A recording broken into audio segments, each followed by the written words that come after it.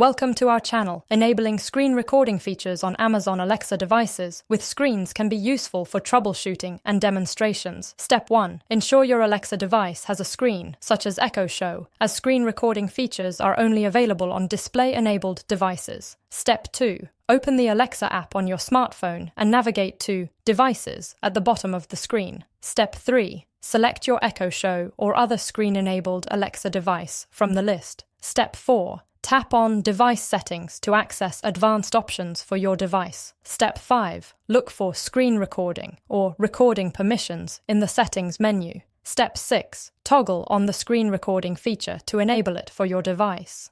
Step 7. Follow any on-screen instructions to grant necessary permissions for screen recording functionality. Step 8. Test the feature by saying, "Alexa, start screen recording," to verify that the function is working correctly. Don't forget to like this video and subscribe to our channel.